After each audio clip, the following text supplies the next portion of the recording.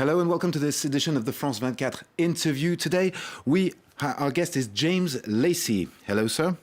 Now, you are an attorney, you are an at-large delegate for the Republican Convention, and you are a Donald Trump supporter. That's all correct. So my first question is, it appears Donald Trump is not doing so well in the polls just recently. In Real Clear Politics, he's trailing Hillary 6.8 points. Now, there is a poll that suggests that things are going slightly better, but how do you explain this?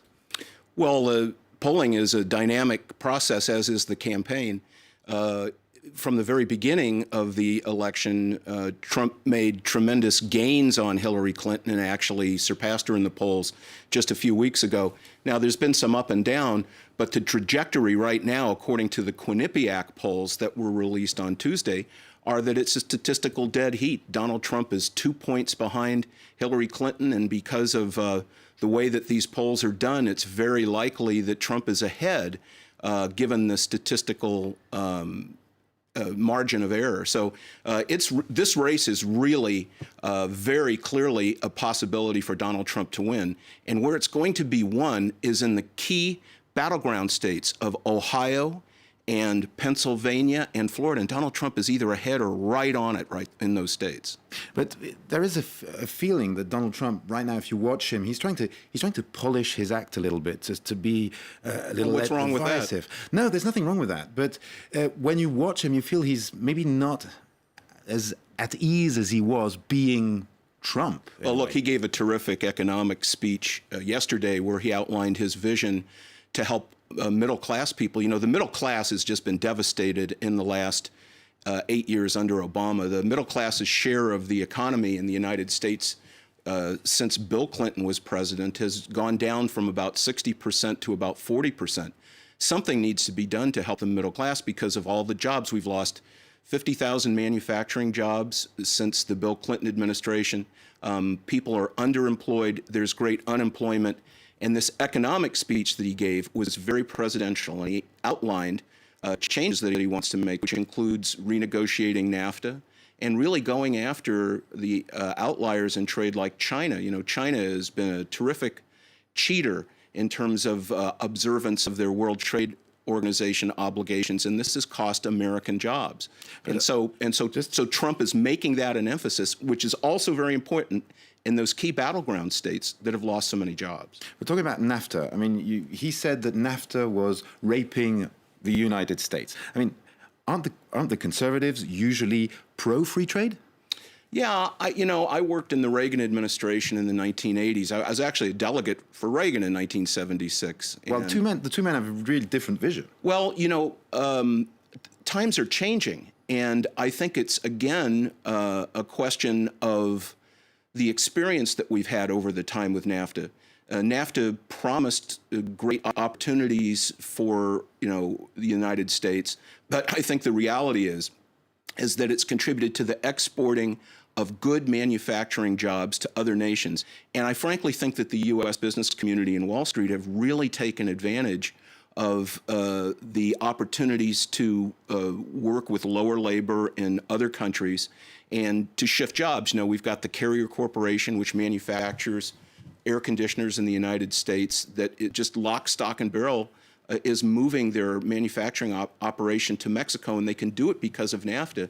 So these agreements have not turned out to be a good thing, and I think that's the change. I think the experience has been that, and Donald Trump is articulating this, and there's a change. There's a political change going on. Conservatism is probably redefining itself somewhat with Donald Trump's observation that these trade agreements have really hurt American labor, and they've hurt the middle class, so are we which is in back decline. Toward protectionism? Is this what's happening?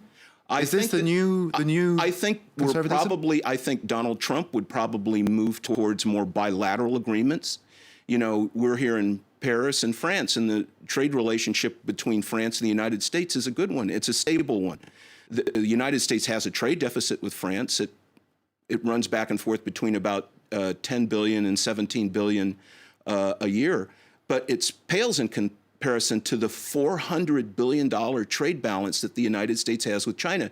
Hillary Clinton and Obama aren't going to do anything about that. I mean, if you have $800 billion trade imbalance. That's what the United States has. You know darn well that jobs have been pushed overseas, and with this Trans-Pacific Partnership that Obama and Clinton have come up with, the reality is that they're not helping to create new jobs or wealth and employment.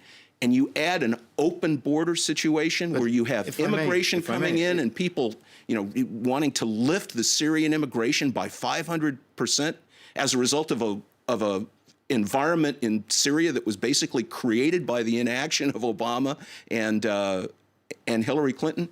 It's a terrible stew. It's really at the boiling point. And Donald Trump has his finger on the pulse of that with the American people, and I believe that's why he's doing so well. Yeah, but if we talk about Brexit, for example, when Donald Trump is on his golf course in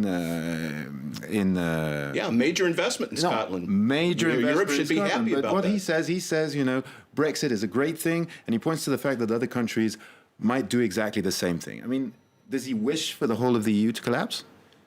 I saw a startling statistic. 40% of Labour voters voted for Brexit. 40%, but only 5% of their parliamentarians supported Brexit. That shows that the political elites are not in sync with the voting population. And this is exactly what's happened in the United States. We have dynastic political families that want to be in power, that have given us this line of goods about NAFTA and open borders.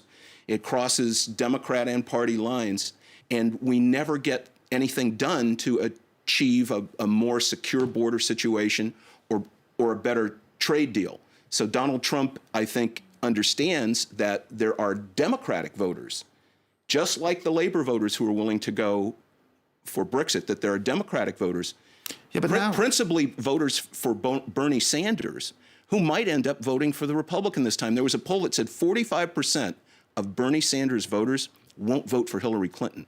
And 22% of Bernie Sanders voters, this is a left-wing socialist, will vote for Trump. And the reason isn't so much about political philosophy as a middle class getting screwed and wanting to change things. It's anti-establishment. Yes. Isn't that in a way populism? I mean, of course it is. What's wrong with populism? Well, the problem with populism is that if you do get elected, how do you hold your promises? I mean, for example, the UK, if you take Great Britain, is a great ally. I mean, the special relationship with the US. The fact of the matter is, the US stands to lose if they lose their standing in the world, and if they lose their contacts with the EU. I mean, that's a fact. Look at the economy. It's going to be very, very bad for the UK. Recession. We're seeing the markets plummet. Well, the markets had a hysterical reaction, yes, but the pound has been up for the last 2 days. 2 days. I've been watching the stock market, and I personally jumped in on the day. And although the market's been down, the stock market is back on the rise. I think there have been 2 days of rises in the United States. Look, I think it's a little bit overblown. Europe will sort out its issues. Britain is still going to remain a part of the European continent. And involved, as it always has. But I think that there is an expression and a desire for sovereignty. The immigration policies that the EU has overseen are wrong. They've just allowed too much immigration. And with that immigration, there have been stresses put on the social structure, on health, on crime, rising crime, and probably aided to some extent in terrorism. This is the case in the United States. The wife of the shooter in San Bernardino that killed 14 people at a terrorist attack in California came into the United States on a marriage visa. She got in like that. Immigration shouldn't be a right, it's a privilege. And in that case, that woman had postings on her Facebook that demonstrated an affinity for jihadism. Yeah. But the U.S. officials, because of political correctness, couldn't look on her Facebook page to establish that. But this is what's wrong with U.S. policy. You can't arrest people because they think along the wrong lines. No, but you don't have to allow them to immigrate. Yeah, of course. But and a proper investigation, simply looking at the Facebook page, that would create a suspicion that the person had jihadist leanings, should result in the United States not allowing that person to immigrate. And this is the big misunderstanding about Trump's position on immigration. Trump doesn't want to just not allow Muslims to immigrate. What he wants to do is be able to identify where the flaws are in the system and who the terrorists might be. He did propose. And unfortunately, the radical jihadist terrorists do happen to be Muslims. So he's asking for a pause so we can figure that whole thing out. But you can't have, the United States can't have open borders. It can't have open immigration. It can't have trade deals where we're exporting our jobs. It can't have China, 400 billion deficit, polluting the hell out of the world with no restraints. When we make our trade deals, we should be able to say to them, you should be under the same restraints that we are in the United States to restrict pollution, but we don't do that. It's crazy. Yeah, but for example, when Trump says he wants to impose a ban on Muslims traveling to the US, I mean, this... A temporary ban. Temporary ban, but I mean, even temporary ban. I mean, that is something that and it's even not traveling. the it's most... not traveling. That is something that even the most populist, extreme right-wing movements in Europe would not propose. But let's clarify. To us, we have, like, just a minute, we have 5 million Muslims in France, you see? To us, and, you know, we try and make a real difference between these people from IS, which is one thing, and then just Muslims who want to live in peace in France, etc. To us, that appears ludicrous. Yeah. Well, let's clarify. It's not a ban on Muslim travel. It's a temporary ban on Muslim immigration. People actually being able to come and leave. If the people want to travel, they can get, there's ways that they can come into the United States and travel. The question is staying over a period of time. Okay, well, thank you very much for talking to us, Mr. Lacy, and thank you for watching. You can follow the news on France 24 as always.